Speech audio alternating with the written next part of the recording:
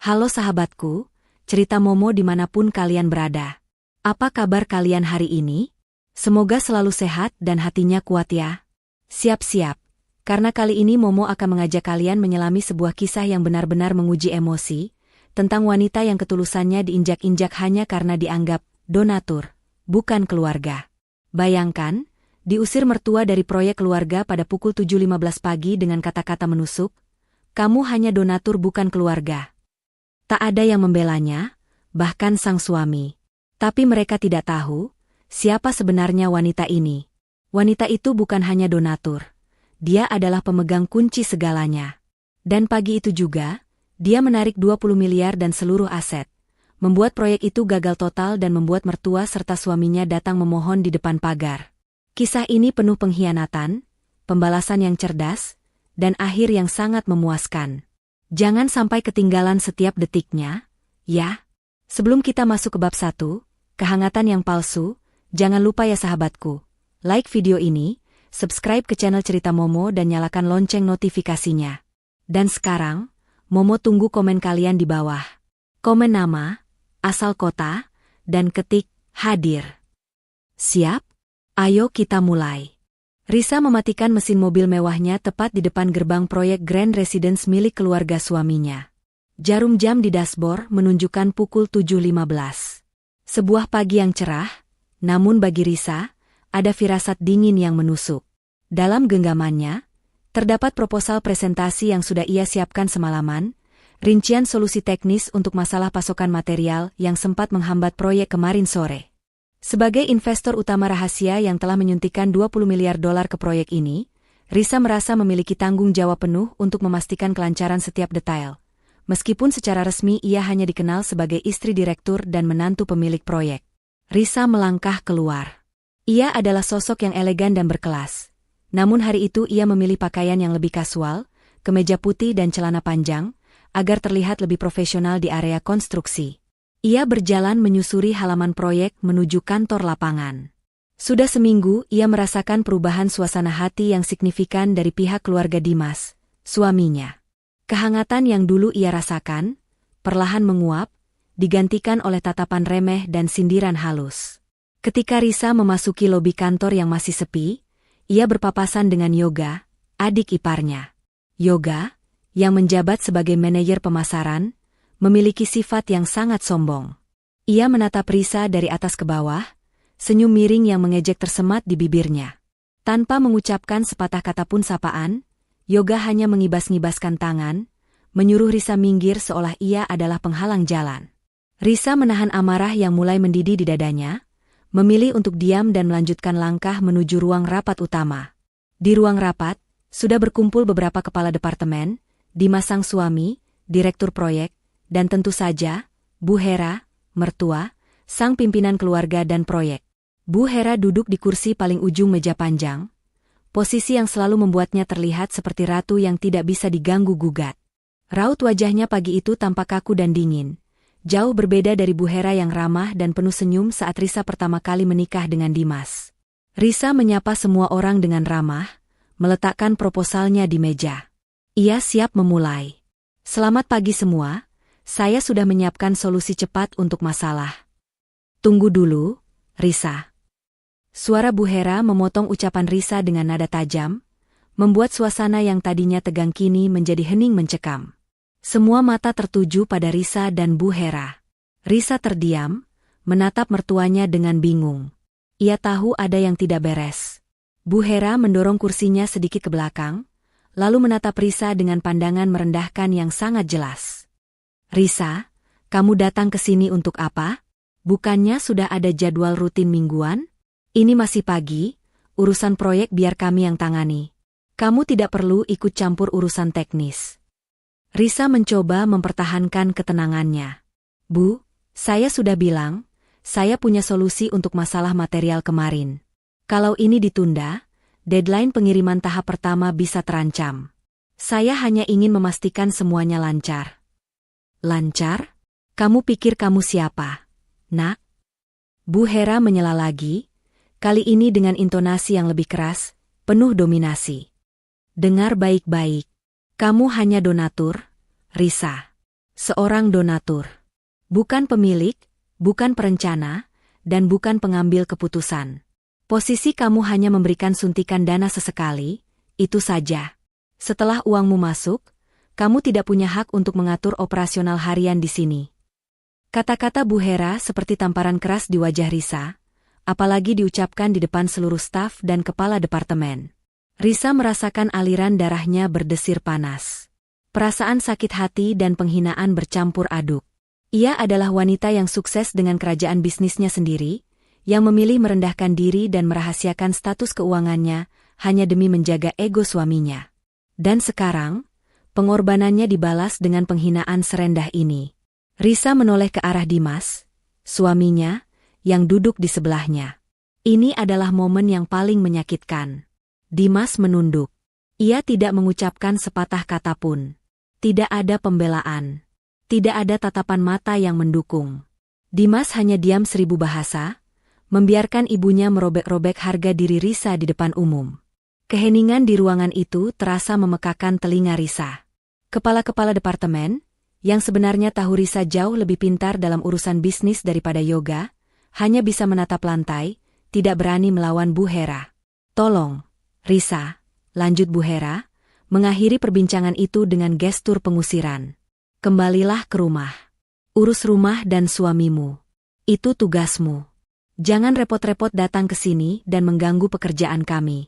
Kamu hanya donatur, bukan keluarga yang punya hak di proyek ini." Risa menutup proposalnya dengan tenang, suaranya bergetar menahan luapan emosi. "Baik, Bu Hera. Saya mengerti. Saya akan kembali." Risa berdiri, mengambil tas tangannya, dan berjalan keluar dari ruang rapat tanpa menoleh lagi. Langkahnya cepat, tapi penuh kepastian. Begitu ia mencapai mobil, air mata yang selama ini ia tahan tumpah membasahi pipinya. Ini bukan hanya tentang rasa sakit karena diusir, ini tentang pengkhianatan dari orang yang paling ia cintai, Dimas. Dimas telah memilih untuk melihatnya direndahkan dan dihina daripada membela kebenaran. Pengkhianatan Dimas jauh lebih menyakitkan daripada kekejaman Bu Hera. Di dalam mobil, Risa menyeka air matanya. Ia menyalakan ponsel dan menekan nomor kontak yang ia tahu akan mengubah segalanya. Nomor Pak Harun, pengacara pribadinya yang sangat loyal dan satu-satunya orang yang tahu persis seberapa besar kekayaan dan aset yang Risa miliki di Indonesia. "Pak Harun, saya butuh bantuan Anda." Suara Risa terdengar dingin, tanpa emosi, sebuah tanda bahwa ia telah mengambil keputusan yang bulat. "Ya, Bu Risa. Ada yang bisa saya bantu?" tanya Pak Harun dari seberang telepon. "Tarik semua dana investasi yang ada di proyek Grand Residence keluarga Dimas." "Saya ulangi, semua. 20 miliar dolar. Hari ini juga. Pastikan transfer material yang jatuh tempo pagi ini gagal setor," perintah Risa. "Dan bekukan semua aset atas nama saya yang mereka gunakan. Termasuk rumah dan 3 mobil mewah yang mereka pakai sehari-hari. Saya mau semuanya ditarik dan dibekukan. Mulai sekarang, saya ingin mereka tahu, apa jadinya jika donatur yang mereka hina itu pergi." "Baik, Bu Risa. Saya akan segera instruksikan tim. Proses penarikan dana besar akan memakan waktu, tapi saya pastikan sebelum jam makan siang, proyek itu akan lumpuh total," Pak Harun menjawab, suaranya tenang dan penuh jaminan. Risa mengakhiri panggilan. Ia menyandarkan kepala di sandaran kursi mobil, memejamkan mata sejenik. Ia tahu tindakannya akan menyebabkan kekacauan finansial yang sangat besar, menghancurkan proyek yang menjadi kebanggaan keluarga Dimas, dan membuat suaminya jatuh miskin. Tapi ia tidak peduli. Harga dirinya telah dibayar lunas oleh 20 miliar dolar yang ia berikan, dan kini saatnya ia mengambil kembali semua yang menjadi miliknya. Ia telah melakukan yang terbaik sebagai istri, menantu, dan partner bisnis. Sekarang, ia akan menjadi Risa, the CEO, wanita yang tidak bisa diinjak-injak. Ia memejamkan mata, membiarkan mobil itu menjadi saksi bisu atas sumpah dendam yang baru saja ia tanamkan dalam hatinya. Ia mengarahkan mobilnya menjauh dari proyek Grand Residence yang sebentar lagi akan menjadi kuburan impian keluarga Dimas. Risa memarkir mobilnya di area parkir sebuah kafe tersembunyi yang tenang, tempat ia sering bertemu dengan orang kepercayaannya. Meskipun hatinya dipenuhi rasa sakit dan pengkhianatan dari penghinaan Bu Hera dan kebisuan Dimas, Pikiran Risa kini bekerja seperti mesin. Bagi seorang pengusaha sukses sepertinya, emosi harus segera dikesampingkan demi strategi. Kekuatan Risa bukan hanya terletak pada uang, tapi pada kecepatan mengambil keputusan dan kemampuan merencanakan eksekusi yang sempurna. Saat ini, Risa sedang menunggu kedatangan Pak Harun. Seluruh perintah penarikan aset dan dana sudah ia berikan di mobil tadi. Namun ia perlu duduk bersama Pak Harun untuk memfinalisasi semua langkah hukum agar tidak ada celah bagi keluarga Dimas untuk membalikkan keadaan. Ini bukan hanya tentang balas dendam, tetapi tentang isolasi finansial total. Tepat pukul 9, Pak Harun, dengan setelan jas rapi dan map kulit hitam andalannya, tiba. Ia duduk di hadapan Risa, menatap wajah kliennya dengan sorot mata penuh pengertian.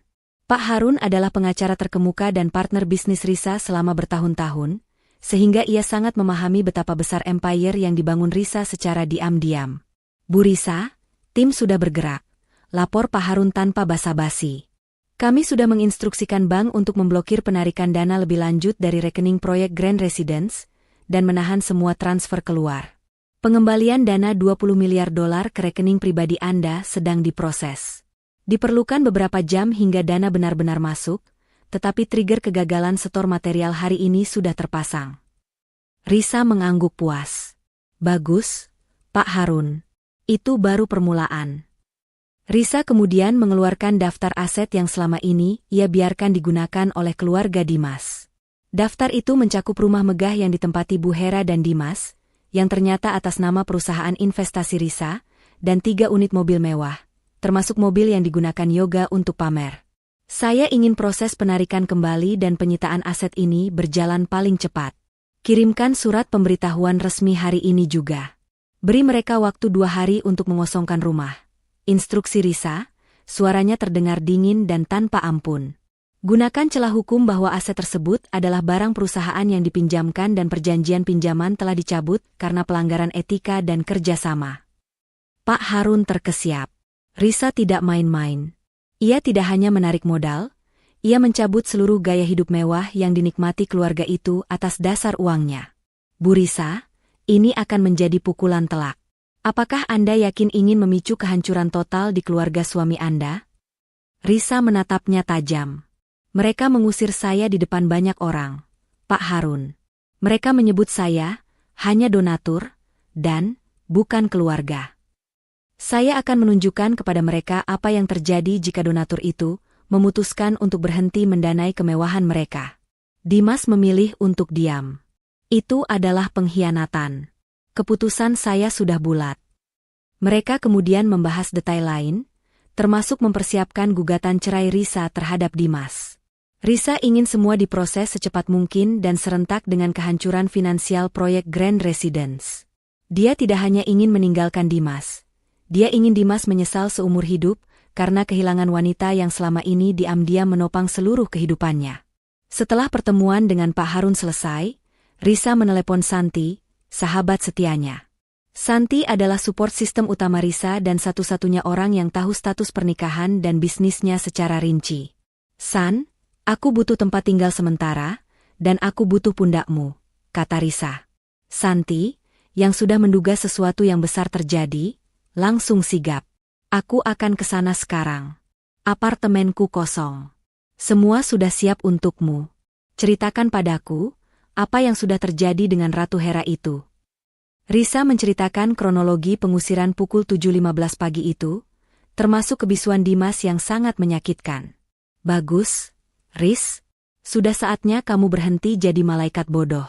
Empire kamu terlalu besar untuk diurus oleh orang-orang picik itu.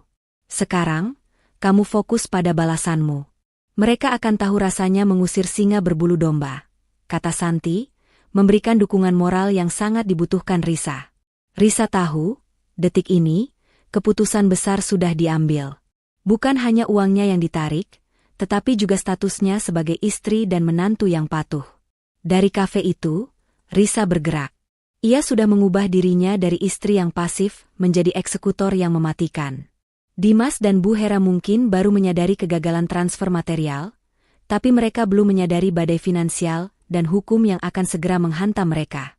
Risa memastikan bahwa kehancuran mereka akan datang secara bertahap, menyakitkan, dan tidak terhindarkan. Saat Risa sedang menyusun rencana hukum di kafe bersama Pak Harun, proyek Grand Residence milik keluarga Dimas mulai merasakan getaran pertama dari gempa finansial yang diciptakan Risa. Di kantor proyek, suasana yang semula tegang karena insiden pengusiran Risa kini berubah menjadi panik. Dimas, yang sedang memeriksa laporan harian, tiba-tiba menerima telepon dari manajer keuangan dengan nada suara yang penuh ketakutan. "Pak Dimas, kita punya masalah besar. Transfer pembayaran material untuk tahap struktur yang jatuh tempo pagi ini gagal setor," lapor manajer itu dengan suara bergetar. Dimas mengira ada kesalahan teknis di bank. "Gagal setor bagaimana? Cepat cek, sisa dana proyek kita masih ada lebih dari 20 miliar dolar di rekening utama." "Itu masalahnya, Pak.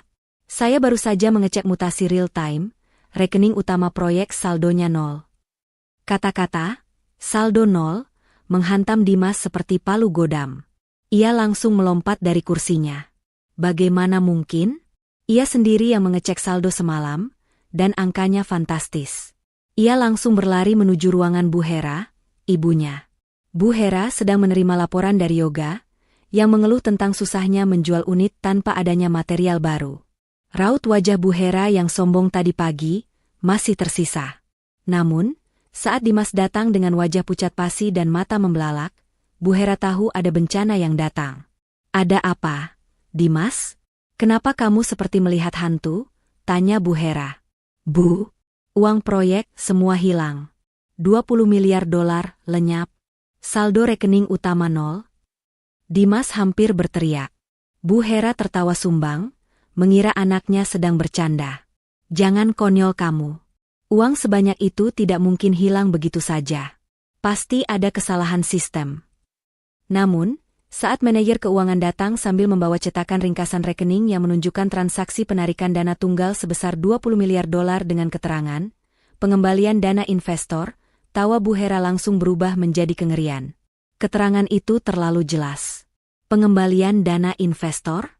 Tapi, investor utama proyek ini adalah anonim. Hanya kita yang tahu bahwa dana itu datang dari entitas asing. Bu Hera memegangi kepalanya yang mendadak pusing. Tiba-tiba, Yoga teringat ucapan Risa pagi tadi, "Saya hanya ingin memastikan semuanya lancar," dan ucapan Bu Hera, "Kamu hanya donatur, Risa. Bukan pemilik." "Tunggu, Bu," ujar Yoga dengan suara yang kali ini tidak sombong sama sekali, melainkan penuh kecurigaan dan ketakutan. Jangan-jangan donatur anonim itu?" Dimas dan Bu Hera menatap Yoga dengan pandangan mendesak. Yoga menelan ludah. "Risa. Hanya Risa yang kemarin membahas masalah pasokan dan yang tahu persis jumlah uangnya," tuduh Dimas. "Tidak mungkin. Dia tidak punya uang sebanyak itu. Dia hanya istri kamu," bantah Bu Hera keras, mencoba meyakinkan dirinya sendiri. Selama ini, mereka selalu berasumsi Risa hanyalah wanita rumahan yang beruntung menikah dengan Dimas. Mereka tidak pernah melihat status dan aset Risa yang sesungguhnya. Kepanikan meningkat. Telepon berdering tanpa henti. Pertama, dari kepala logistik yang melaporkan bahwa truk-truk material yang sudah menunggu di gerbang menolak menurunkan barang karena pembayaran gagal. Kedua, dari bank yang menginformasikan bahwa seluruh akun proyek tengah dibekukan sementara untuk investigasi penarikan dana tak wajar. Dan yang terburuk, kontraktor utama menelepon Dimas, mengancam akan menarik semua pekerja dan mengajukan tuntutan karena gagal setor sesuai kontrak, yang dapat memicu denda dan pembatalan izin proyek. Dalam waktu kurang dari 2 jam, proyek Grand Residence, kebanggaan keluarga yang diperkirakan bernilai triliunan rupiah, berada di ambang kehancuran total.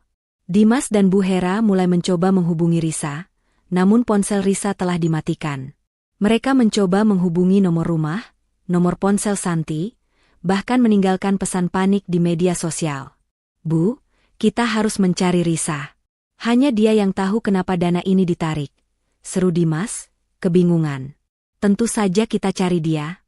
Dia pasti bersembunyi di suatu tempat dan sedang menertawakan kita," balas Bu Hera, wajahnya merah padam karena amarah dan rasa terhina. Penghinaan yang ia lontarkan kepada Risa di pagi hari, kini berbalik menjadi bencana yang menimpa dirinya sendiri. Ia akhirnya menyadari bahwa donatur yang mereka usir ternyata adalah pemilik sesungguhnya dari nafas kehidupan proyek ini. Mereka harus bergerak cepat, sebelum reputasi mereka hancur, dan sebelum berita kegagalan setor ini menyebar luas di kalangan investor dan media. Mereka bergegas meninggalkan kantor proyek yang kini riuh dengan tangisan, ancaman, dan ketidakpastian. Mereka harus menemukan Risa. Risa tiba di apartemen mewah milik Santi, sahabatnya. Tempat itu hening dan terasa damai, jauh dari hiruk-pikuk kepanikan yang pasti tengah terjadi di kantor proyek Grand Residence. Santi sudah menunggu di ruang tamu, menyajikan teh hangat. Tatapan Santi penuh kasih, tetapi juga bangga. Dia tahu Risa tidak akan pernah membiarkan dirinya diinjak-injak, apalagi setelah pengorbanan yang begitu besar. Aku tahu, ini menyakitkan. Tapi kamu sudah melakukan hal yang benar, Riz, ujar Santi, memecah keheningan. Sekarang, ceritakan lagi padaku. Aku ingin mendengar cerita dari CEO yang baru saja menarik $20 miliarnya. Risa tersenyum tipis, senyum yang terasa pahit. Ia mulai menceritakan detail rencana dan rahasia yang selama ini ia sembunyikan. Kebenaran tentang dirinya yang selama ini terkunci rapat demi menjaga harga diri suaminya, Dimas. Risa adalah CEO dari Archon Capital, sebuah perusahaan investasi dan pembangunan properti multinasional yang beroperasi di Asia Tenggara. Archon Capital adalah raksasa di balik layar, mengendalikan puluhan proyek besar, termasuk proyek Grand Residence milik keluarga Dimas. Risa tidak pernah mengandalkan suaminya, melainkan menikahinya karena cinta murni saat Dimas masih menjadi manajer biasa. Ketika Dimas dan Bu Hera memutuskan mendirikan proyek ambisius ini, mereka kekurangan modal. Dimas, dengan ego pria yang rapuh, menolak pinjaman dari bank lokal karena merasa itu akan merusak citranya. Risa melihat potensi pada proyek itu, dan ia melihat kesempatan untuk membantu suaminya tanpa melukai egonya. Ia menggunakan Archon Capital untuk menyuntikkan dana sebesar $20 miliar ke proyek tersebut melalui skema investor anonim dengan nama perusahaan cangkang. Dimas dan Bu Hera selalu mengira donatur itu adalah konglomerat asing yang tertarik dengan koneksi keluarga mereka. Mereka tidak pernah berpikir bahwa donatur itu adalah Risa sendiri, istri yang mereka anggap hanya menghabiskan uang Dimas. Aku tidak pernah mau mereka tahu. Aku takut Dimas merasa kecil dan harga dirinya runtuh karena harus bergantung pada uang istrinya. Jelas Risa, suaranya dipenuhi penyesalan. Jadi, aku memilih menjadi ibu rumah tangga yang biasa saja di mata mereka. Membiarkan mereka memamerkan mobil yang sebenarnya milikku. Membiarkan mereka tinggal di rumah yang aku beli. Aku membiarkan mereka merasa superior. Santi menggelengkan kepala. Itulah kesalahanmu, Riz. Kelembutanmu disalahartikan sebagai kelemahan. Mereka tidak hanya merendahkanmu, mereka juga memanfaatkanmu. $20 miliar itu adalah modal terbesar mereka, dan mereka tetap menganggapmu sampah. Kini, rencana Risa bukan hanya soal uang. Ini adalah pelajaran tentang nilai dan harga diri. Santi kemudian memberi Risa informasi penting. Ia melihat pesan panik di ponselnya dari Dimas, dan juga dari beberapa rekan bisnis Bu Hera. Berita kegagalan setor sudah mulai menyebar di kalangan elit, meskipun detailnya masih simpang siur. Dimas sedang gila, Riz. Dia mencoba menghubungi semua orang, termasuk ibuku, untuk mencari tahu siapa investor anonim itu. Dia dan Bu Hera masih belum sepenuhnya yakin kalau itu kamu. Tapi mereka mulai curiga karena kamu menghilang tepat setelah insiden pagi itu, lapor Santi. Biarkan mereka bingung, kata Risa dingin. Kebingungan adalah senjata terbaik saat ini. Aku ingin mereka menghabiskan energi mereka untuk mencari hantu, sebelum Pak Harun mengirimkan surat cintanya. Risa lalu mengeluarkan laptopnya. Ia tidak bisa hanya berdiam diri. Risa mulai bekerja. Ia harus memastikan bahwa penarikan dana ini tidak hanya melumpuhkan proyek Grand Residence, tetapi juga mencegah Bu Hera dan Dimas menggunakan aset lain untuk menambal lubang. Ia memerintahkan tim keuangan Archon Capital untuk mulai membeli saham minoritas di beberapa perusahaan rekanan proyek Grand Residence. Langkah ini akan memberikan Risa kontrol tidak langsung atas tekanan yang akan diterima keluarga Dimas. Selain itu, Risa mulai mempersiapkan diri untuk mengambil alih proyek Grand Residence secara formal. Begitu sanksi hukum dari kontraktor utama dan tuntutan bank atas gagal setor menjatuhkan harga proyek itu ke titik terendah. Risa menunjukkan kepada Santi dokumen-dokumen keuangan. Selain 20 miliar dolar yang disuntikan, Risa juga memiliki bukti kepemilikan atas puluhan aset lain yang selama ini ia sembunyikan dari Dimas. Kekayaan Risa, jika ditotal, bisa mencapai ratusan miliar rupiah, jauh melampaui apa yang pernah Dimas dan Bu Hera impikan. Dimas mengira dia adalah direktur hebat. Tapi tanpa uang ini, dia hanya pria biasa dengan utang yang besar. Bisik Risa, matanya memancarkan tekad. Santi memeluk Risa. Kamu layak mendapatkan segalanya, Riz. Kamu pantas bahagia. Sekarang, Dimas dan Bu Hera akan menghadapi konsekuensi dari kesombongan mereka. Mereka telah mengusir CEO mereka sendiri, dan mereka akan membayar mahal untuk itu. Risa mengambil napas dalam-dalam. Ia telah menyimpan kebenaran ini terlalu lama. Kebenaran bahwa ia adalah wanita mandiri, sukses, dan jauh lebih kaya daripada seluruh kekayaan gabungan keluarga suaminya. Pagi pukul 7.15 adalah momen kebangkitan Risa, momen di mana ia memutuskan untuk melepaskan topeng istri penurut dan mengenakan mahkota ratu bisnis yang selama ini ia sembunyikan. Sekarang, permainan baru saja dimulai. Dia siap melihat kekacauan yang akan datang. Kekacauan di kantor proyek Grand Residence mencapai puncaknya. Jika bab 3 adalah kepanikan finansial, bab 5 ini adalah teror hukum dan reputasi yang mulai merayap. Dimas dan Bu Hera telah menghabiskan setengah hari itu untuk mencoba menghubungi Risa, namun hasilnya nol besar. Ponsel Risa mati, dan Dimas baru sadar bahwa ia tidak tahu di mana tempat hangout Risa, apalagi mengetahui siapa teman-teman bisnisnya. Ia hanya mengenal Santi sebatas nama, sahabat Risa yang sering dianggap Bu Hera sebagai teman wanita lajang yang tidak bermutu. Kepanikan itu bertambah parah saat sore hari. Mereka tidak hanya menghadapi masalah internal, tetapi juga serangan dari luar. Yoga, yang semula sombong, kini seperti anak hilang. Ia baru saja menerima telepon dari salah satu kolega di industri properti yang dengan nada sinis menanyakan, "Hei, kudengar proyekmu gagal setor besar-besaran? Gila, 20 miliar dolar lenyap dalam semalam. Apakah ini prank?" Berita itu menyebar sangat cepat, merusak reputasi keluarga Dimas yang selama ini dibangun di atas citra kekayaan dan kekuasaan. Bu Hera, yang selama ini selalu anggun dan berwibawa, kini terlihat berantakan. Ia duduk di ruang kantornya yang suram, mencoba menghubungi kontraktor utama untuk memohon penundaan. Namun, pihak kontraktor sudah sangat marah. Mereka tidak hanya menuntut pembayaran material, tetapi juga ganti rugi atas kerugian waktu, denda keterlambatan yang fantastis, dan ancaman pembatalan kontrak dengan sanksi denda 50% dari nilai sisa pekerjaan. Nilai tuntutan itu saja sudah cukup untuk membuat keluarga mereka bangkrut. "Bu, kita harus jujur pada bank. Kita katakan ini adalah masalah penarikan dana sepihak dari investor anonim. Kita bisa tuntut investor itu," usul Dimas, suaranya parau karena frustrasi. "Bodoh," sergah Bu Hera. "Bagaimana kita bisa menuntut investor anonim jika kita tidak punya identitas resminya? Kita hanya punya perjanjian investasi bodong yang kita buat sendiri. Investor itu dilindungi oleh perusahaan cangkang, dan Pak Harun pasti sudah merencanakan ini semua." Bu Hera mulai curiga bahwa Risa bekerja sama dengan seorang profesional. Namun ia masih enggan mengakui bahwa Risa adalah dalangnya. Tepat pukul 16, sebuah kurir tiba di kantor proyek dan menyerahkan 3 amplop besar berlogo kantor hukum bergengsi. Penerimanya, Dimas, Bu Hera, dan Yoga. Isi surat itu bukan permohonan, melainkan pernyataan perang resmi.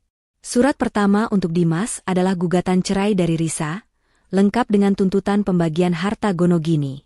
Namun, bagian yang membuat Dimas hampir pingsan adalah klaim bahwa semua aset mewah yang mereka nikmati, termasuk rumah tinggal mereka, mobil-mobil mewah, dan bahkan beberapa saham perusahaan lain, secara sah dan terbukti adalah milik Risa, dan bukan harta bersama.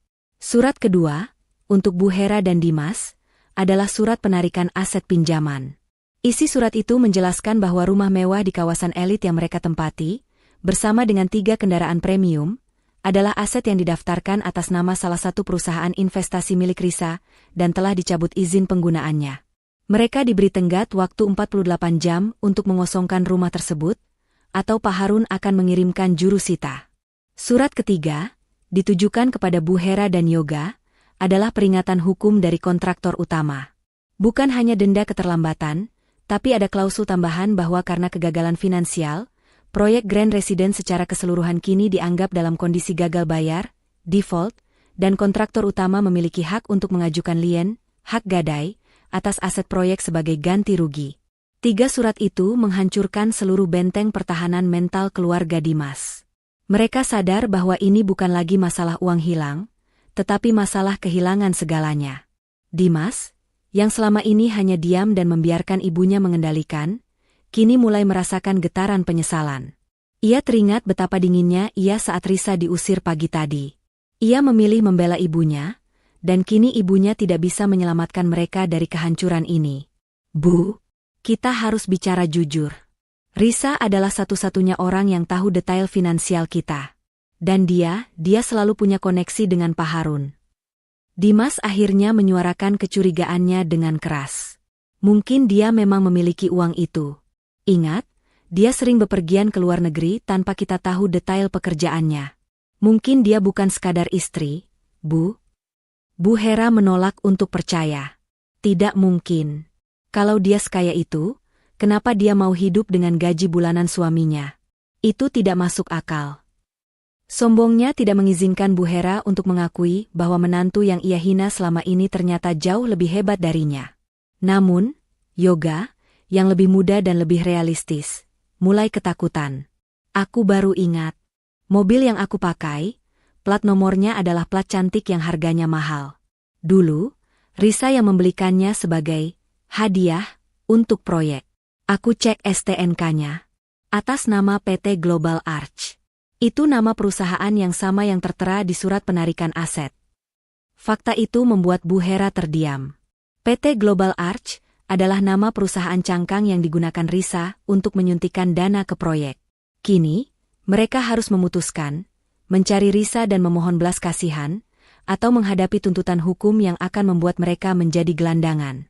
Dengan tenggat waktu 48 jam untuk mengosongkan rumah, pilihan mereka sangat terbatas. Malam itu, keluarga Dimas yang sombong dan berkuasa, duduk dalam kegelapan di kantor proyek yang telah ditinggalkan oleh semua staf karena ancaman hukum. Mereka tidak lagi punya rumah untuk pulang, tidak punya uang, dan yang paling memalukan, mereka telah dipecundangi oleh wanita yang mereka sebut hanya donatur yang harusnya mengurus rumah. Bu Hera akhirnya menangis. Bukan karena bangkrut, tetapi karena harga dirinya hancur berkeping-keping. Dimas menatap surat cerai di tangannya, menyadari bahwa ia baru saja kehilangan bukan hanya kekayaan, tetapi juga satu-satunya orang yang benar-benar bisa memberinya kekayaan itu. Penyesalan itu datang menghantam, terlambat, dan sangat menyakitkan. Dimas dan Bu Hera telah menghabiskan malam yang mengerikan di kantor proyek Grand Residence yang kini terasa seperti bunker kiamat. Ketegangan di antara mereka sangat kentara. Bu Hera masih mencoba menyalahkan semua orang kecuali dirinya sendiri. Sementara Dimas kini dilanda penyesalan yang mendalam atas kebisuan dan kebodohannya selama ini. Mereka sepakat, satu-satunya jalan keluar adalah menemukan Risa. Dengan bantuan Yoga yang berhasil melacak keberadaan Santi melalui koneksi lama, mereka mendapatkan alamat apartemen tempat Risa bersembunyi. Pagi-pagi sekali, Bu Hera dan Dimas, berpenampilan lusuh dan kacau, jauh dari citra direktur dan pimpinan proyek yang sombong, meluncur menuju apartemen Santi. Ketika mereka tiba, Santi sudah menunggu di lobi. Wajahnya dingin dan datar. Ia tahu tujuan kedatangan mereka, dan ia telah diinstruksikan oleh Risa untuk memperlakukan mereka sesuai dengan status mereka saat ini, pemohon belas kasihan. Risa ada di dalam, kata Santi tanpa basa-basi. Tapi dia hanya mau bicara berdua denganmu, Dimas. Dan Bu Hera, Anda harus menunggu di sini. Bu Hera, yang harga dirinya sudah terkikis habis, mencoba memprotes. Apa-apaan ini? Saya ibunya. Saya yang seharusnya bicara dengannya. Dia menantu saya. Dia mantan menantu Anda, Bu Hera, balas Santi tajam, menunjukkan bahwa gugatan cerai Risa sudah dalam proses. Dan dia tidak mengizinkan Anda melangkah masuk. Jika Anda membuat keributan, saya akan memanggil keamanan dan Anda tidak akan pernah bisa bertemu Risa. Ancaman itu berhasil. Bu Hera mendesis marah, tetapi terpaksa duduk di sofa lobi. Dimas menatap ibunya dengan tatapan kecewa, lalu mengangguk kepada Santi. Ia naik ke lantai atas sendirian. Risa sudah menunggu di ruang tamu apartemen Santi. Ia mengenakan gaun sutra rumahan yang elegan, rambutnya terurai rapi. Kontras sekali dengan Dimas yang berantakan. Risa tampak tenang, berkuasa, dan sangat berbeda dari istri penurut yang ia kenal. Dimas masuk, hatinya berdebar tak karuan antara amarah dan takut. Ia mencoba bersikap sebagai suami yang marah, yang merasa dikhianati. Risa, kenapa kamu melakukan ini? Kenapa kamu mencabut semua uang itu? Kamu menghancurkan hidupku, Bu Hera, dan proyek itu. Dimas memulai interogasinya dengan suara yang hampir pecah. Risa menuangkan teh ke dalam cangkir porselennya, mengabaikan pertanyaan Dimas. Keheningan yang lama terasa menyiksa. Duduklah, Dimas, kata Risa akhirnya, suaranya pelan tapi tegas. Mari kita bicara tentang siapa yang menghancurkan siapa. Dimas duduk. Risa menatap matanya dalam-dalam.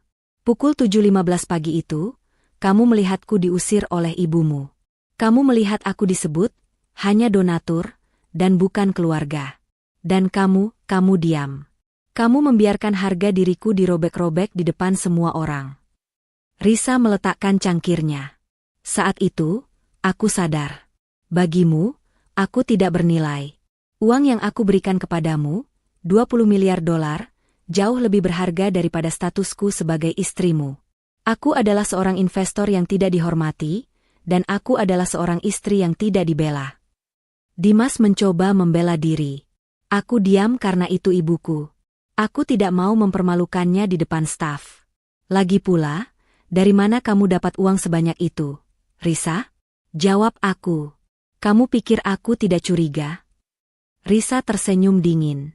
Senyum itu tidak menjanjikan kehangatan, melainkan kehancuran. Kamu benar, Dimas. Kamu tidak tahu dari mana uang itu. Karena kamu tidak pernah benar-benar mengenal istrimu.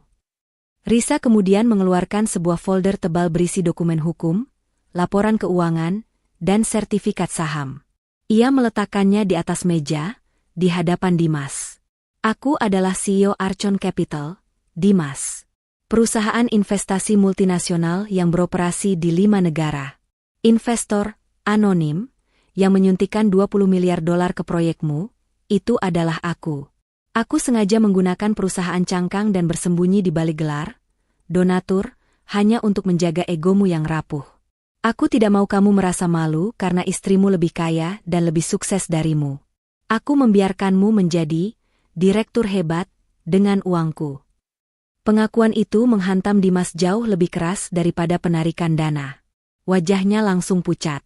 Dimas melihat dengan mata kepala sendiri logo perusahaan Risa yang selama ini ia anggap sebagai mitra asing yang misterius. Rumah yang kita tempati, itu milikku. Mobil-mobil yang kalian pakai, milikku. Bahkan sebagian besar saham di perusahaan-perusahaan rekananmu yang membuatmu terlihat berkuasa, itu juga milikku. Lanjut Risa, setiap kata seperti pisau yang ditusukkan. Aku mengelilingimu dengan kemewahan, dan kamu membiarkan ibumu mengusirku dari apa yang sebenarnya adalah milikku. Risa kemudian menunjukkan salinan gugatan cerai dan surat penarikan aset. Aku tidak hanya menarik $20 miliar. Aku menarik seluruh gaya hidupmu, Dimas. Seluruh empire palsu yang kamu dan ibumu bangun di atas ketulusanku. Dimas terdiam. Ia tidak bisa lagi menyangkal. Bukti-bukti itu terlalu nyata, ditandatangani, dan bermeterai hukum. Penyesalan itu mulai berubah menjadi keputusasaan. Ia menyadari betapa bodoh dan sombongnya dia selama ini, membiarkan berlian sejati, Risa, direndahkan hanya untuk menyenangkan sepotong kaca, Bu Hera. Risa, aku minta maaf. Aku salah. Aku tahu aku salah. Tolong, jangan hancurkan aku. Jangan hancurkan ibuku. Kita bisa perbaiki ini, Dimas memohon. Air matanya mulai menetes. Aku tidak akan diam lagi. Aku akan membelamu. Aku janji. Risa menatapnya dengan pandangan kosong. Terlambat, Dimas. Harga diriku dipertaruhkan pada pukul 7.15 pagi itu. Kamu gagal membelanya. Dan seorang istri yang tidak dibela, tidak pantas untuk tetap tinggal. Jangan khawatir, aku tidak akan membuatmu bangkrut total. Aku akan memberimu satu kesempatan. Aku akan mengembalikan 20 miliar dolar itu ke proyek. Asalkan? Dimas langsung menatap Risa penuh harap. Asalkan apa, Risa? Katakan. Risa menghela napas, bersandar di sofa, dan menatap Dimas dengan kekecewaan mendalam yang tidak mungkin bisa diobati. Tidak ada asalkan, Dimas. Aku hanya ingin kamu tahu, aku bisa mengembalikan uang itu. Aku bisa menyelamatkanmu dan ibumu dalam sekejap mata. Tapi aku tidak akan melakukannya. Aku hanya ingin kamu sadar bahwa kehancuranmu bukan disebabkan oleh investor anonim, melainkan oleh istrimu sendiri. Istri yang kamu biarkan diinjak-injak. Risa berdiri, mengakhiri pertemuan. Aku akan melanjutkan gugatan cerai. Dan kalian harus mengosongkan rumah itu dalam 48 jam. Ini adalah konsekuensi dari kesombonganmu dan ibumu. Sekarang, pergilah. Dimas bangkit dari kursinya, tubuhnya lemas. Ia akhirnya mengerti bahwa kekuasaan Risa jauh melampaui imajinasinya. Ia telah kehilangan wanita yang mencintainya sekaligus seluruh kekayaannya. Ia meninggalkan apartemen itu, membawa serta beban penyesalan yang jauh lebih berat daripada 20 miliar dolar yang hilang. Ia harus turun ke lobi dan memberitahu ibunya bahwa permohonan mereka ditolak, dan bahwa wanita yang mereka hina adalah ratu bisnis yang kini memegang takdir mereka di tangannya. Dimas menuruni tangga lobi apartemen Santi dengan langkah gontai. Di sana, Bu Hera menunggunya dengan wajah penuh harap yang kini dengan cepat berubah menjadi amarah begitu melihat raut kekalahan di wajah anaknya. Yoga berdiri di samping ibunya, sama-sama cemas. Bagaimana, Dimas? Risa luluh.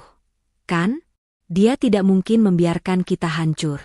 Dia pasti akan mengembalikan uang itu, desak Bu Hera. Dimas menggelengkan kepala perlahan. Ia tidak berani menatap mata ibunya. Tidak, Bu. Dia menolak. Dia menolak mentah-mentah. Apa? Wanita kurang ajar itu. Bu Hera menjerit, menarik perhatian beberapa penghuni lobi. Dia tidak punya hati. Aku sudah membesarkan suaminya. Dia harusnya berterima kasih. Dimas menceritakan semua yang Risa katakan, termasuk pengakuan mengejutkan bahwa Risa adalah CEO Archon Capital dan bahwa seluruh aset mewah mereka, termasuk rumah, adalah milik Risa. Fakta itu membuat Bu Hera terhuyung. Baginya, itu adalah penghinaan yang jauh lebih besar daripada kehilangan uang. Selama ini, kemewahan yang ia pamerkan ternyata hanya berasal dari menantu yang ia hina. Amarah Bu Hera kini melampaui rasa takutnya. Ia tidak lagi peduli pada proyek atau uang, ia hanya ingin membalas dendam atas harga dirinya yang hancur. Dia pikir dia bisa mempermalukan kita begitu saja? Tidak, Dimas. Aku tidak akan menyerah, tekad Bu Hera. Ia bangkit, matanya menyala-nyala karena dendam. Bu Hera tahu, ia tidak bisa melawan Risa secara finansial atau hukum. Risa memiliki Pak Harun dan kekayaan yang tak terduga. Satu-satunya aset yang Bu Hera yakini masih tersisa adalah ikatan keluarga dan rasa malu sosial. Ia memutuskan untuk memainkan kartu yang paling ia kuasai, drama dan manipulasi emosi. Bu Hera memerintahkan Dimas dan Yoga untuk membawanya ke rumah orang tua Risa. Ia ingin menciptakan sandiwara dramatis di depan besannya, berharap orang tua Risa akan luluh dan memaksa Risa untuk menghentikan gugatan dan penarikan aset. Bu Hera yakin, ikatan kekeluargaan orang timur pasti akan membuat orang tua Risa tidak tega melihat besannya hancur total. Di rumah orang tua Risa, Bu Hera memulai aksinya. Ia langsung bersimpuh di kaki ibu Risa, menangis terseduh-seduh dengan air mata buaya, diiringi Dimas yang hanya bisa tertunduk malu. Bu, tolong. Tolong selamatkan kami. Risa sudah gila.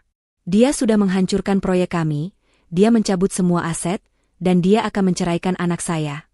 Ratap Bu Hera, suaranya sangat dramatis. Saya tahu, saya salah bicara pagi itu, saya hilaf. Tapi jangan sampai proyek ambisius keluarga ini hancur hanya karena emosi sesaat. Tolong, suruh Risa mengembalikan uang itu. Kami tidak punya apa-apa lagi. Kami akan diusir dari rumah. Ibu Risa menatap dingin pada adegan sandiwara itu. Ia menyuruh Bu Hera berdiri, dengan sikap yang tenang namun berwibawa. Bu Hera, Anda tidak perlu bersandiwara di sini, ujar Ibu Risa. Kami sudah tahu semuanya. Risa sudah menceritakan semuanya pada kami. Tentang Anda yang menghina Risa di depan umum, tentang Dimas yang diam saja, dan tentang Archon Capital. Bu Hera terkejut. Ia tidak menyangka orang tua Risa akan tahu detail sebanyak itu. Ia mengira Risa hanya mengeluh soal pertengkaran biasa. Anda datang ke sini untuk meminta belas kasihan. Tapi apakah Anda pernah menunjukkan belas kasihan kepada putri saya? Lanjut ayah Risa, suaranya menggelegar. Risa memilih untuk diam dan merendahkan diri agar kalian tidak malu. Ia memberi 20 miliar dolar kepada kalian karena cinta dan ketulusan. Dan balasan kalian adalah penghinaan. Dia bukan anak kecil lagi, Bu Hera. Dia adalah seorang CEO yang tahu harga dirinya. Ayah Risa mengeluarkan sebuah map. Isinya adalah surat kuasa yang menyatakan bahwa keluarga Risa sepenuhnya mendukung setiap keputusan hukum dan bisnis Risa terhadap keluarga Dimas. Kami sudah memutuskan untuk tidak ikut campur dalam urusan rumah tangga Risa dan Dimas, kecuali untuk satu hal, kami mendukung putri kami sepenuhnya, tegas ayah Risa. Dia punya hak atas kebahagiaannya. Kami tidak akan memaksanya untuk kembali pada pria yang tidak bisa membelanya, apalagi pada keluarga yang menghinanya. Kami tidak akan memintanya mengembalikan 1 rupiah pun. Kalian yang telah menanam, kalian yang harus menuai. Penolakan dari orang tua Risa adalah pukulan telak yang tidak terduga bagi Bu Hera. Ia menyadari bahwa ia telah kehilangan senjata terakhirnya. Tidak ada belas kasihan, tidak ada jalan pintas emosional. Ia dan Dimas kembali dengan tangan kosong. Terpaksa menerima kenyataan bahwa mereka harus mengosongkan rumah mewah mereka dalam waktu kurang dari 48 jam. Perjalanan pulang terasa sunyi. Bu Hera kini tidak lagi marah, melainkan sangat depresi. Ia menyadari betapa bodohnya ia telah memperlakukan Risa. Malam harinya, di rumah mewah mereka yang sebentar lagi akan menjadi milik Risa seutuhnya, Bu Hera mulai mengemasi barang-barangnya. Ia melihat ke sekeliling, ke perabotan mahal, lukisan, dan koleksi perhiasan yang ia pamerkan. Ia menyadari bahwa banyak dari barang-barang ini dibeli Risa sebagai hadiah, atau dibayarkan oleh dana dari Archon Capital. Rasa malu dan penyesalan mulai merayap masuk ke hati Bu Hera. Dimas duduk termenung di kamar tidurnya, menatap cincin kawinnya. Ia tidak hanya kehilangan istri yang cantik dan cerdas, ia kehilangan wanita yang memiliki kemampuan untuk menempatkannya di puncak dunia bisnis. Ia memegang ponselnya. Ada satu nomor yang ia yakin bisa ia hubungi. Santi. Santi, aku mohon. Berikan aku satu kesempatan lagi. Aku harus bicara dengan Risa. Aku ingin meminta maaf dengan tulus, bukan untuk uang, tapi karena aku memang bajingan. Aku ingin dia tahu aku menyesal sudah diam.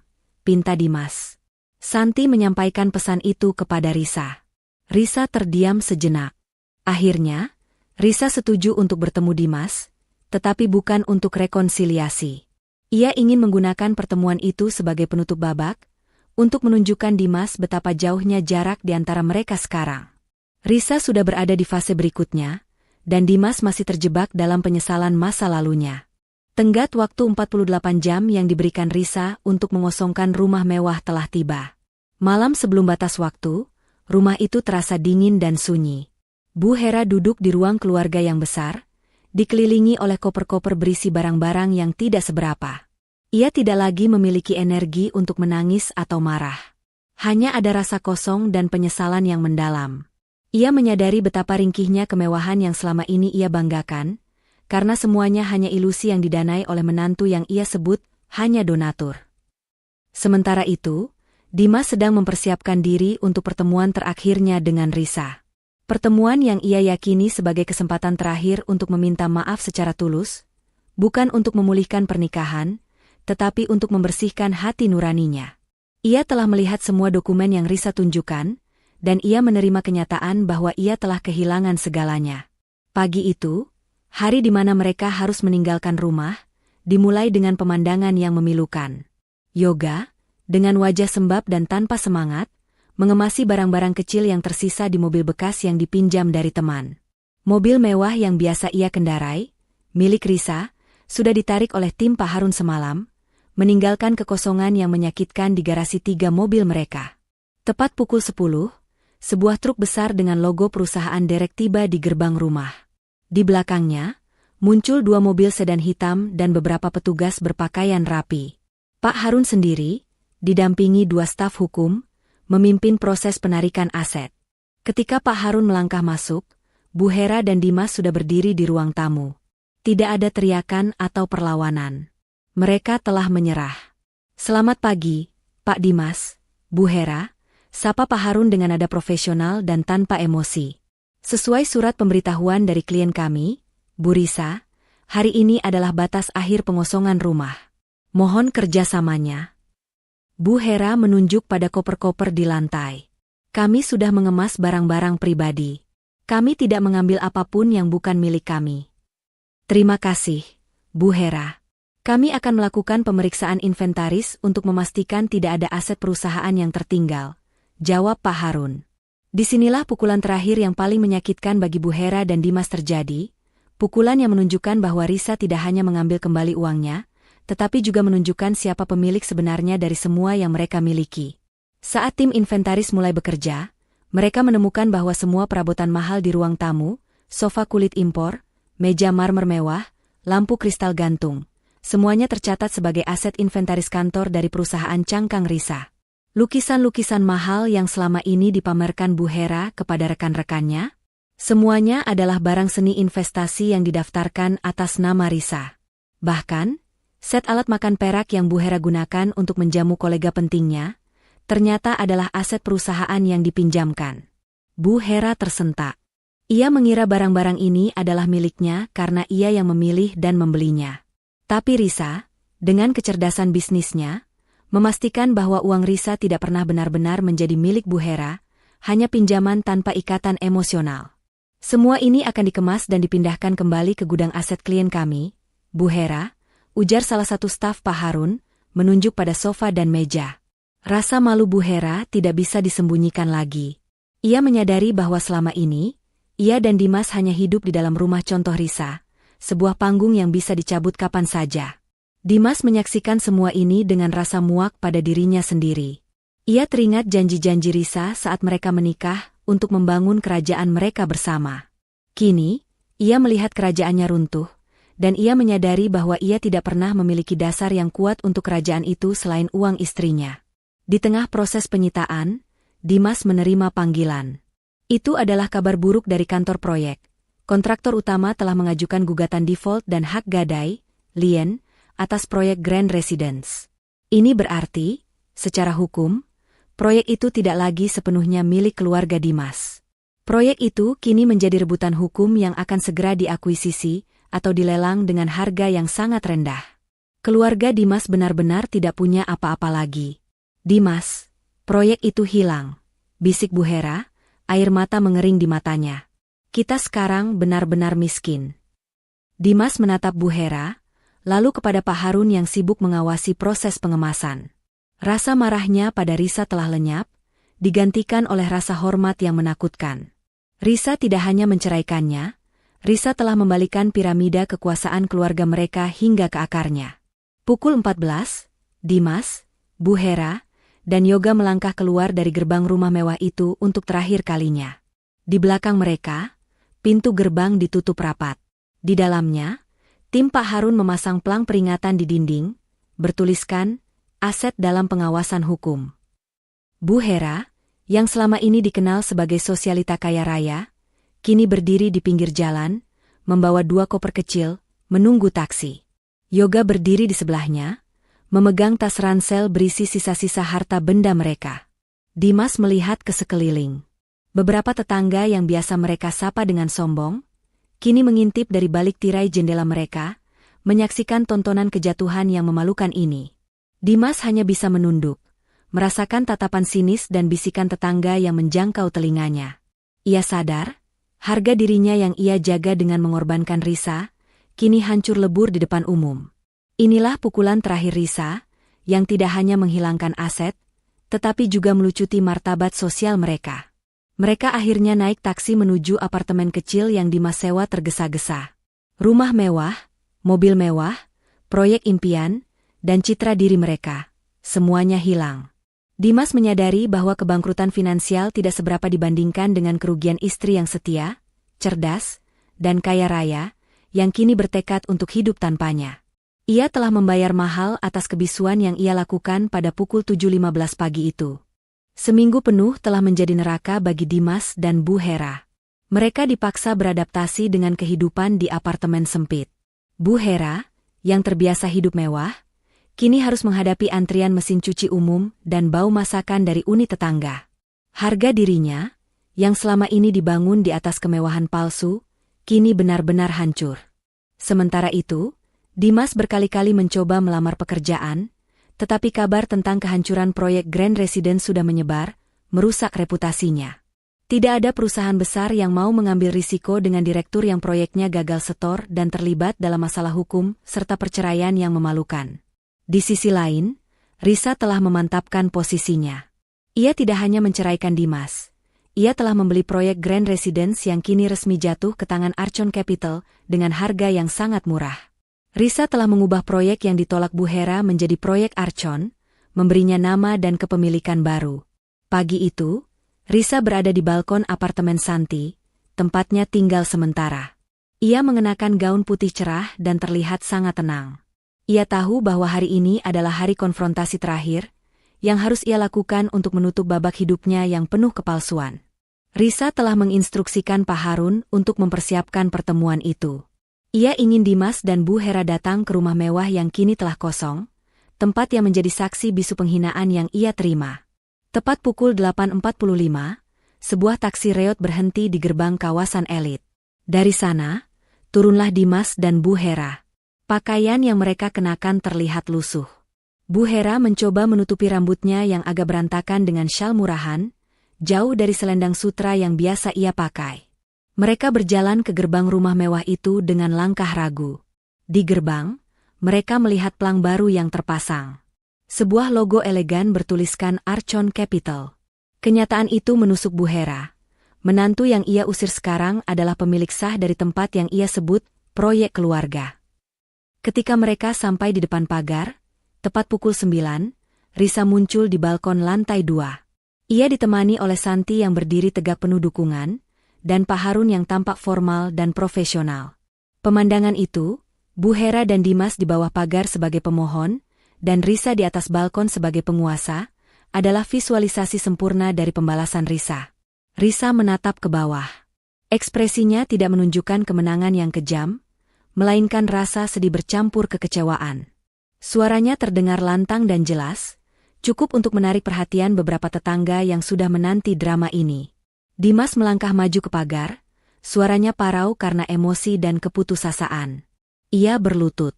Gerakan itu mengejutkan Bu Hera dan membuat beberapa tetangga yang mengintip terkesiap. Dimas, direktur yang sombong, kini berlutut di depan mantan istrinya. Risa, aku mohon. Aku bersumpah, aku menyesal. Aku minta maaf atas kebodohanku, atas kebisuan yang telah menghancurkanmu. Aku tidak menyalahkanmu atas apapun. Aku yang pengecut. Aku datang bukan untuk uang, tapi untuk membersihkan hati nuraniku. Dimas memohon, air matanya mulai mengalir. Aku kehilanganmu, Risa. Aku benar-benar kehilangan segalanya karena aku membiarkan ibuku menghinamu pada pukul 7.15 pagi itu. Bu Hera, yang melihat putranya berlutut di depan umum, akhirnya luluh. Ia tidak lagi mampu menjaga topeng kesombongannya. Ia mendekat ke pagar, menangis terseduh-seduh tanpa suara, sebuah kehancuran mental yang total. Risa, ibu minta maaf. Bu Hera tersedak. Ini adalah permintaan maaf yang tulus, datang setelah semua ilusi kemewahan direnggut darinya. Aku sombong. Aku buta. Aku tidak tahu kamu adalah menantu yang harusnya kuperlakukan seperti putri. Tolong, jangan biarkan kami berakhir di jalanan. Aku akan melakukan apa saja. Pemandangan ini menjadi tontonan memilukan bagi para tetangga, yang bisikannya mulai terdengar, lihatlah, keangkuhan mereka dibalas tuntas. Risa menarik napas panjang. Ia tahu permintaan maaf ini tulus, tetapi sudah terlambat. Bu Hera, Dimas, Risa memulai. Permintaan maafmu kuterima. Aku memaafkan penghinaan dan kebisuanmu. Tapi, seperti yang dikatakan Pak Harun, permintaan maaf tidak bisa membeli kembali harga diri yang kalian ambil, dan tidak bisa mengembalikan kepercayaan yang sudah kalian hancurkan. Kita tidak bisa kembali ke masa lalu. Risa memberikan isyarat kepada Pak Harun. Pengacara itu maju dan menyerahkan 2 amplop tebal melalui gerbang kepada Dimas. Ini adalah dokumen penyelesaian hukum, jelas Pak Harun. Di dalamnya ada surat resmi perceraian yang sudah diselesaikan dan surat pemutusan semua hubungan bisnis. Di dalam amplop itu, lanjut Risa, suaranya melembut tetapi tetap tegas, juga ada sejumlah uang tunai. Nilainya jauh dari 20 miliar dolar yang kalian hilangkan, tapi cukup untuk memulai hidup baru. Ambillah ini sebagai pelajaran terakhir dariku. Kalian harus belajar hidup tanpa bayang-bayang kekayaan orang lain. Kalian harus bekerja keras, seperti yang kalian paksa aku lakukan dalam rumah tanggaku. Risa menatap Dimas terakhir kalinya, tatapan yang penuh penyesalan atas cinta yang telah mati. Selamat tinggal, Dimas. Aku berharap kamu menemukan kedamaian, dan semoga kamu belajar bahwa nilai seorang wanita tidak pernah bisa dibandingkan dengan uang atau aset, apalagi diinjak-injak demi menyenangkan ego orang lain. Risa kemudian berbalik, memberi isyarat kepada Santi dan Pak Harun untuk mengikutinya masuk ke dalam rumah, menutup pintu kaca balkon. Dimas dan Bu Hera ditinggalkan di depan pagar. Mereka pergi, membawa 2 amplop tebal dan beban penyesalan seumur hidup. Pagi itu, mereka telah membayar lunas harga dari kesombongan mereka dengan kehilangan segalanya, termasuk cinta sejati dan kemewahan yang mereka anggap abadi. Dimas tahu, kehidupannya yang sesungguhnya kini baru dimulai, di titik paling rendah. 6 bulan berlalu sejak drama di depan pagar rumah mewah itu. Dunia telah berputar, dan setiap tokoh utama kini menjalani kehidupan yang benar-benar baru, hasil dari keputusan yang diambil pada pagi pukul 7.15 itu. Dimas dan Bu Hera benar-benar terpukul oleh kenyataan. Uang tunai yang diberikan Risa hanya cukup untuk membayar sewa apartemen kecil selama beberapa bulan dan membeli kebutuhan dasar. Bu Hera, yang tidak memiliki keahlian selain memimpin rapat sosial, terpaksa mencari pekerjaan serabutan. Ia yang sombong dan berkuasa, kini harus bekerja sebagai asisten di toko kelontong. Pekerjaan yang sangat jauh dari citra sosialita yang ia pertahankan selama ini. Setiap hari, ia dihantui rasa malu dan penyesalan. Ia akhirnya menyadari bahwa harga dirinya yang sejati tidak ada hubungannya dengan barang mewah, tetapi dengan bagaimana ia memperlakukan orang lain. Dimas, setelah berjuang keras melamar pekerjaan di industri properti tanpa hasil, akhirnya menerima kejatuhannya. Ia memilih untuk memulai dari nol. Ia menggunakan sisa uang dari Risa untuk membuka bisnis kecil-kecilan, menjual kopi dari gerobak sederhana. Ia belajar kerendahan hati.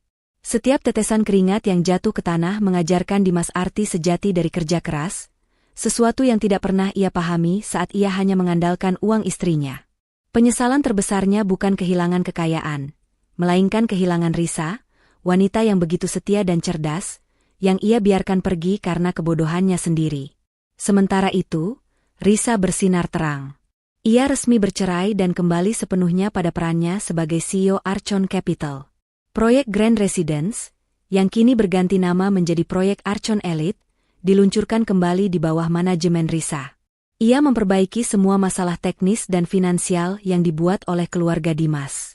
Dengan kepemimpinan Risa, proyek itu sukses besar, selesai tepat waktu, dan menjadi masterpiece di kota.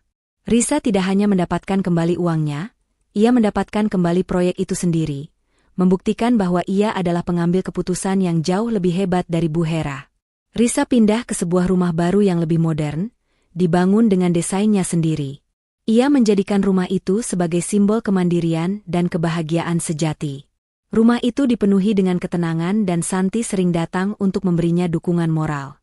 Risa kini menjadi inspirasi bagi banyak wanita, sosok yang menunjukkan bahwa cinta tidak boleh mengorbankan harga diri, dan bahwa wanita berhak berjuang untuk keadilannya sendiri.